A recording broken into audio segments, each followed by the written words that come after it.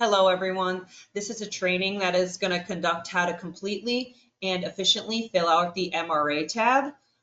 This training will help you with anything that you may have questions on and something that you can look back to in the future if you do have further questions.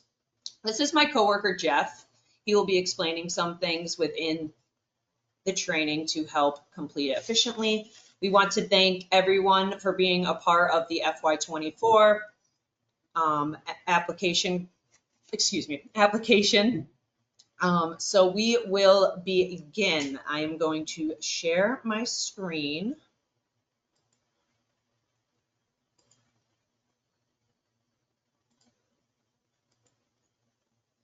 Okay.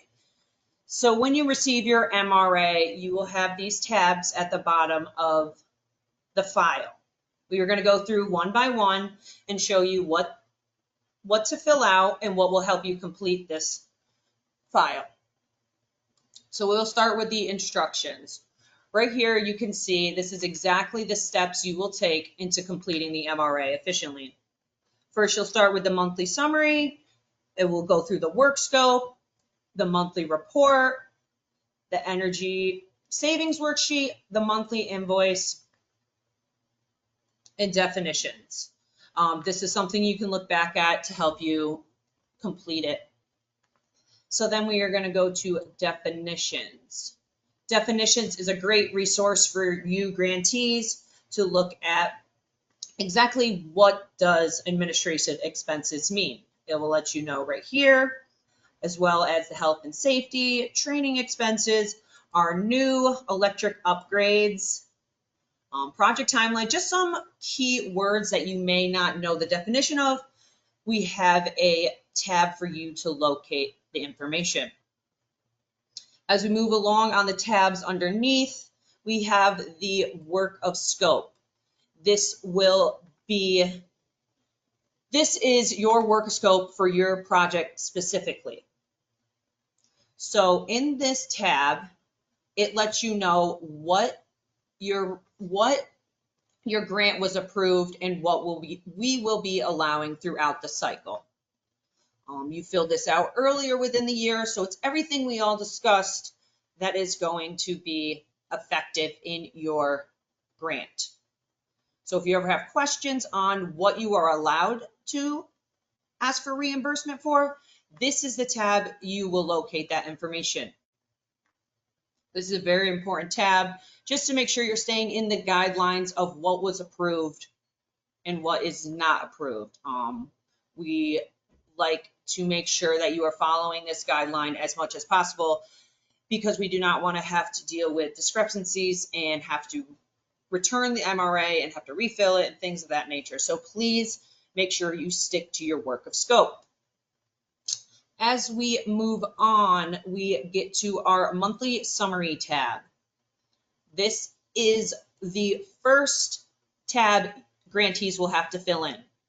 So as you can see at the top, it's going to ask you for your organization name. Please type in your organization name, the address, who is your point of contact, zip code, email, phone number, as well as your region of work, your grant number, and if you prefer phone or email, please check one of these.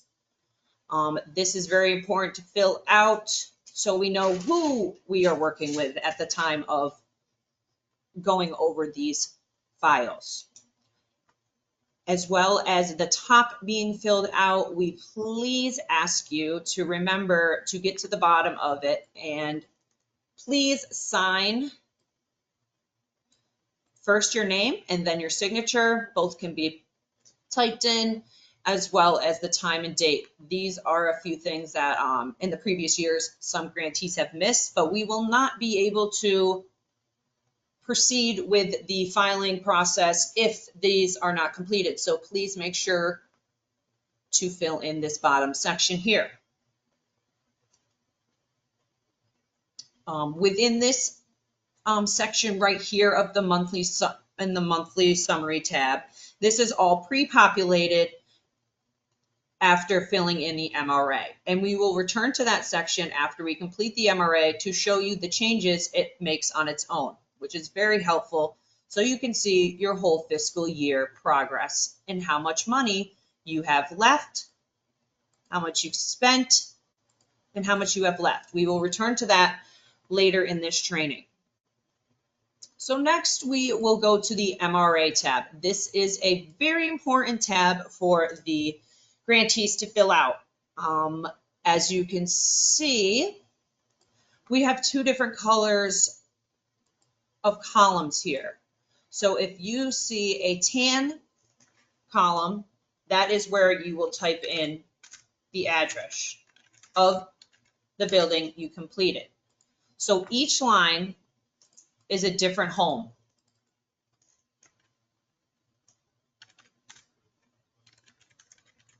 Okay, so every home you work on, you put in their address. So whatever work was done for 22 Shore Ave, you go vertically across and fill in all the information that that home has completed. So for instance, we're going to say 22 Shore Ave was in what county? And we have drop downs in the gray sections, which make this process faster for you. Okay, and then we go down the line, filling in every single column, please. Let us know if it's a whole house, commercial, new construction, or limited upgrades to commercial/residential. Okay, and then we move on to status of project status, excuse me. Just let us know where you're at in the process of completing it. Have you completed the work? Are you still in the process of it? Things of that nature. Please let us know what state senate district you are in. These are new, this is new information that we added for the FY24 for you returning grantees. So here we have our original home heating fueling configuration. So please let us know what the home was heated with. Was it electric resistant? Heating oil furnace/boiler? Please indicate what those are. So in this case, after the work is done, excuse me, let us know if you changed. Say you went from a natural gas, and say we changed it to an air source heat pump. Okay, please let us know. If there was no changes, just keep it to the same exact measure. Okay, this is also new, the water heating fuel switch. Let us know what you changed it to. Let us know what your original was and to a heat pump water heater. Okay, these are new, like I mentioned, and they are very helpful resources for us to conduct our final energy savings. Okay, moving along the list.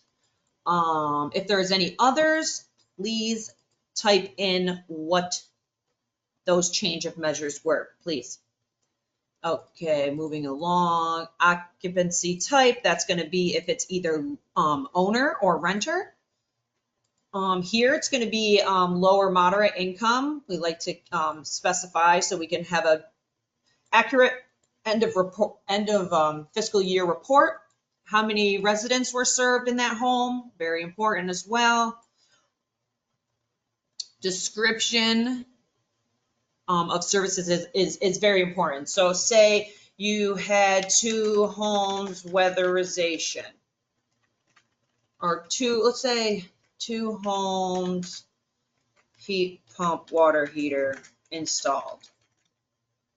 And then let's say 1 or 2 homes air sealing,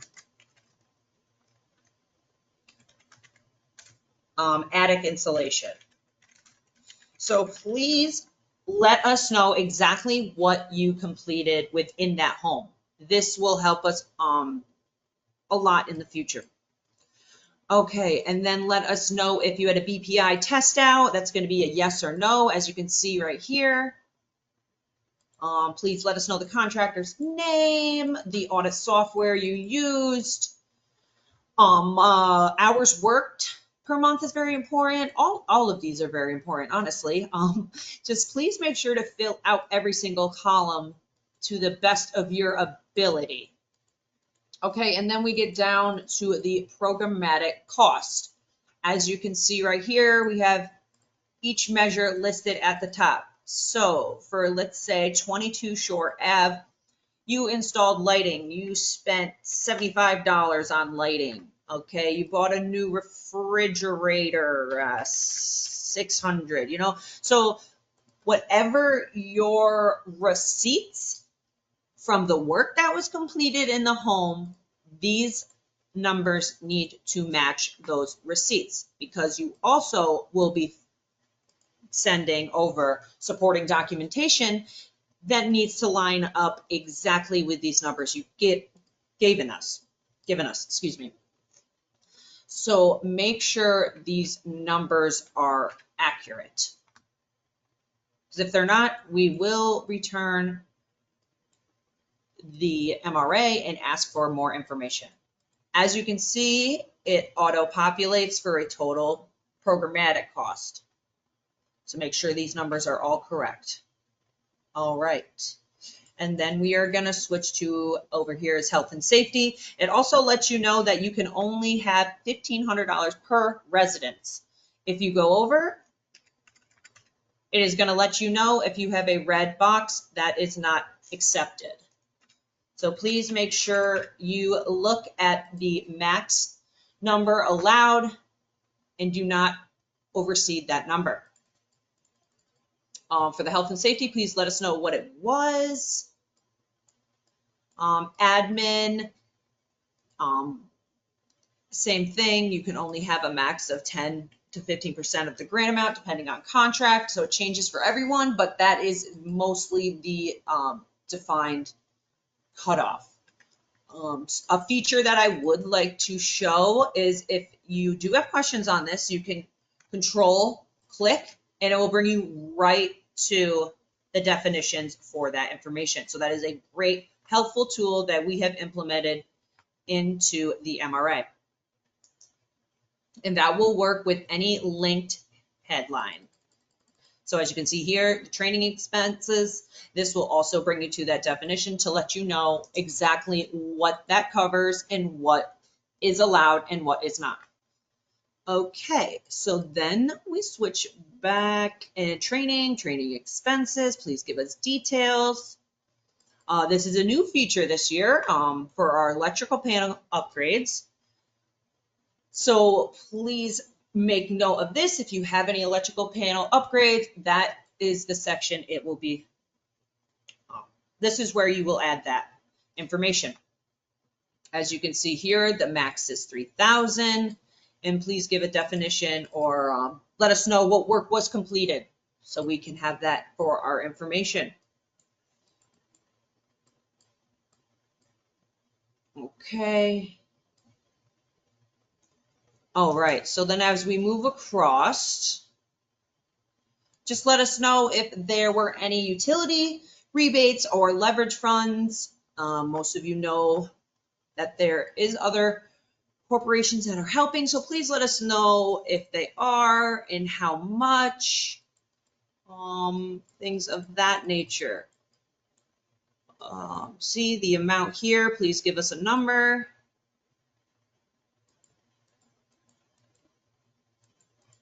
Okay, and give us the information that you receive from those leverage funds for savings.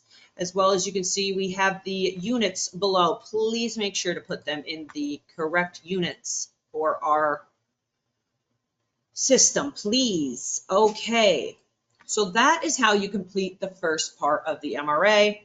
I hope that was helpful. Now I am going to switch back to the monthly summary, as I said I was going to show you. So when we go back to the monthly summary, it does show you, hold on one moment. Want me to take over here? 1 second. Okay, so your total will show up right underneath. So this is going to let you know how much you spent for August, and it will also put in all of the other inputs that you put on the MRA. So this is all automated from the MRA, which is very helpful. So you can see all of this information that you uploaded on there. Okay. And it also lets you know how much you spent and how much you have remaining. I am going to now pass it off to Jeff, and he will take over the ESW and the monthly summary.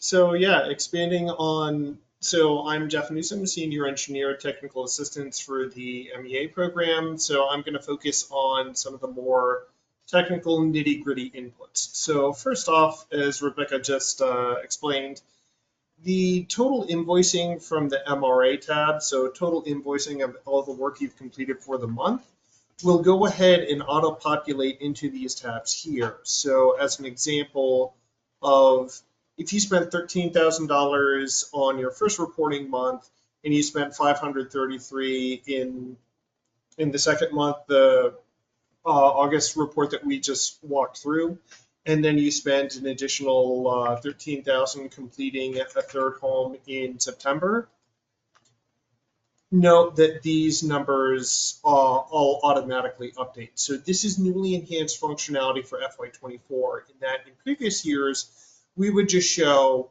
what's your grant amount, what's your current budget, and what is the remaining amount of money. We've gone ahead and expanded that feature for this year, so you still have the grant amount. The second column is the total of all your invoicing, which will automatically update throughout the course of the fiscal year. The highlighted cells are how much money you have remaining in your grant. So that's going to be continually updated. So as you spend money, you'll have less and less money available. And so both the money remaining in your account in your grant as you progress towards your goals, as well as the total number of homes improved. Both of those, it'll become a countdown as you progress through the fiscal year. And then these percentages here is a percentage of what you have remaining. So if you're into the final few months of the fiscal year, this is going to be dropping down to smaller and smaller digits, and then it goes into particular attention once you're into the final few percentages of the grant. So this is functionality from previous years. We had some of it. Now it's greatly expanded the level of detail for your reference, so you can properly plan out the program. And also a new feature that we implemented this year, Rebecca was discussing the individual reporting months and had shown the definitions and how you control click will jump to the location. We've implemented that for the monthly summary. So if you're in the monthly summary and you're working on the August report, control click and it will automatically jump to that month's reporting tab. So that covers it for the invoicing. Now we are progressing to the energy saving workbook.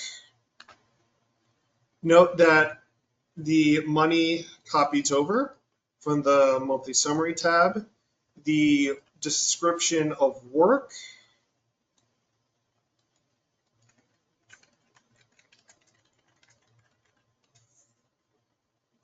will also copy over from the monthly summary tab into the ESW. So keep that explanation up to date. We reference that a lot. Now we're getting into the measure data entry, similar color coding to what we had before. So you have quantity, if it's tan indicates typing values, and gray indicates drop downs. So that's sample reporting for light bulbs for light bulbs. That's one of the standard inputs that we've had for years. Appliances, largely the same as previous years. HVAC, we've gone ahead and greatly expanded a lot of the inputs here, simply because with the FY24 focus on fuel switching, and electrification, we really want to make the communication here as clear as possible. So, summarizing experience of the last year, we have some grantees that are expressing confusion as to what is required before you can do HVAC replacements. In that you do have to go through the steps before we're allowed to reimburse. And those requirements are written into the work scope. For ease of reference, they are copied here. So these are mandatory prerequisites before you can go ahead and replace an HVAC system. They're in both locations. Make sure that you've done all these before you take a look at replacing an HVAC system. So was there a manual J calculation completed or scope requirement? Yes or no? Weatherized in the last 5 years? That's the second requirement. Have you taken a look at duct testing and duct tightness, in that you need to at least investigate it for the home, because we don't want to be having large expensive HVAC units, say hypothetically $8,000, and all that heating energy is just venting directly into an unconditioned attic. So that's why it's required to at least investigate that the ducts are in good condition and consider if they can be sealed. The other prerequisites, one of these must be met before HVAC can be replaced, is the existing equipment largely non-functional, broken down? Is it a 15-year payback or less? Or is the original unit not working at all? And then finally, is the unit Energy Star certified? As an energy efficiency program, we do pay for the extra energy efficient equipment, because minimum efficiency just doesn't meet the program requirements. So that's a really important tenet of the program. Keep in mind, you have to consider all of these, and you have to go through all those steps in order to be eligible for reimbursing. So please look at this before you replace the system rather than retrospectively, because we don't want that several $1,000 expense not getting reimbursed. Please look at the work scope requirements before you do the replacement. The HVAC replacements themselves there have been a lot of new inputs, because again, FY24 focus is HVAC focused. So the changes are, we standardized the inputs. So this is a central air conditioner, for example. Notice that this is the input, all the heating inputs are blanked out, but they're still listed. That's the central AC inputs, that's the air source heat pump inputs, that's the mini split inputs. It's all the same consistent format on all three. This makes it easier for you on reporting. This makes it easier for us on processing. As for new data itself, one of the new changes we have this year is we are asking for what is the manual J heating and cooling load. This is part of the work scope requirements. It also makes a big difference for us on the calculation end, because we've had situations where window AC units are replaced by large central air conditioners, and we don't know the capacity that was there before the unit was installed. And rather than that challenging situation when we don't have the data of what was the cooling capacity before, we're now asking for what's the design heating and cooling load, as well as the original and replacement capacity. So central AC, what's the heating load, what's the equipment type, size, efficiency, age on the original unit. Then you get to the new input over there on the right. Again, with air source heat pump, you have what is the design load, what is the equipment type. This is where you say what kind of fuel is it operating on. And then these are over here on the right are the inputs for the new units. And then mini split also standardized the HVAC prerequisites. Then you get into original equipment and new equipment. And those are the newly expanded HVAC inputs. Here below, we have the residential duct sealing. Previously, this was a shell input until we moved it into the HVAC category as it's more directly pertaining to the heating and cooling systems. This is largely the same as last year. How many units are improved? What's the house like? What's the cooling capacity, heating capacity? These inputs here of the duct insulation are value and tightness. Notice, pull that from a drop-down menu. This is a precise match of what's required of how BPI calculates duct tightness. So we're pulling it directly from their terminology. So for further details, refer to the BPI reference tables, refer to their explanations, as they can do it a lot better than we can. Then finally, we get to heat pump water heaters, like HVAC inputs, original, new. We do ask for energy factor and uniform energy factor on the new and existing units. Then we have the hot water pipe insulation, shower heads, aerators, all that. Continuing down to home envelope.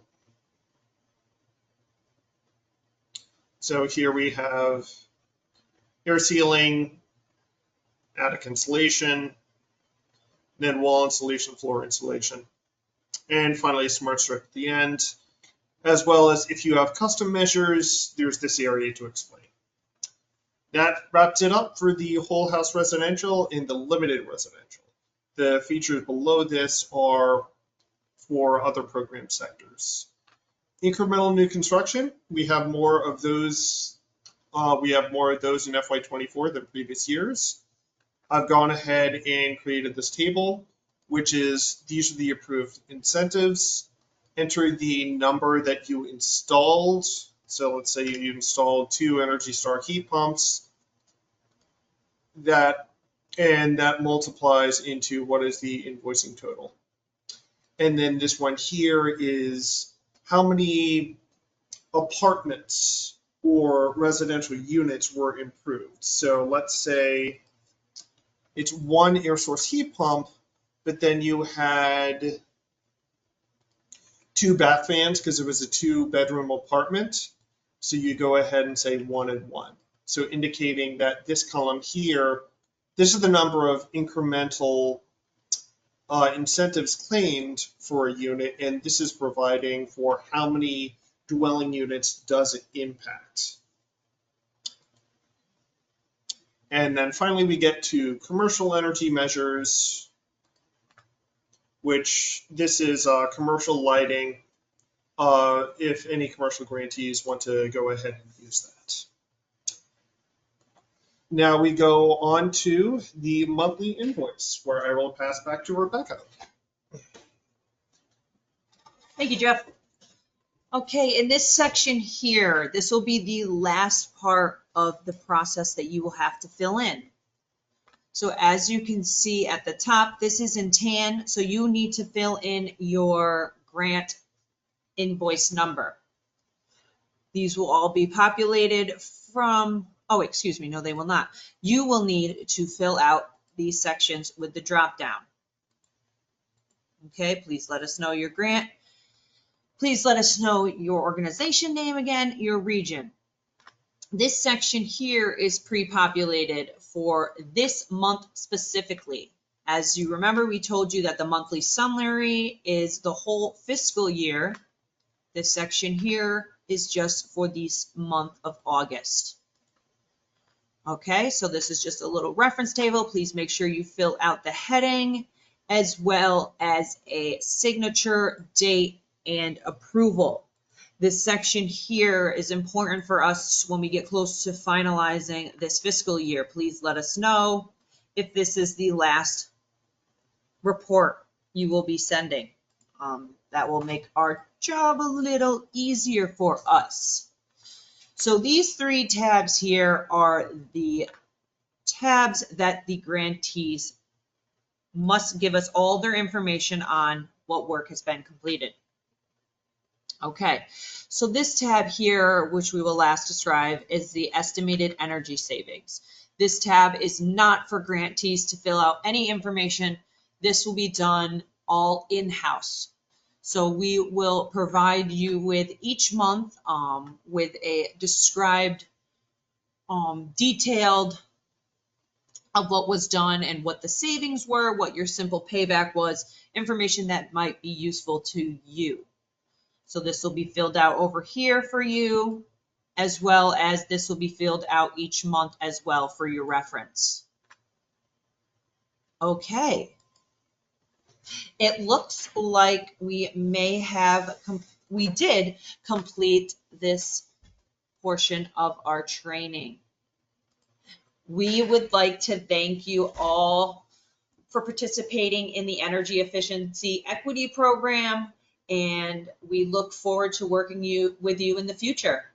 Thanks for joining us in this training, and feel free to look back at it at any time if you have any questions at all. Thank you again. Thanks. Have a good one. Bye.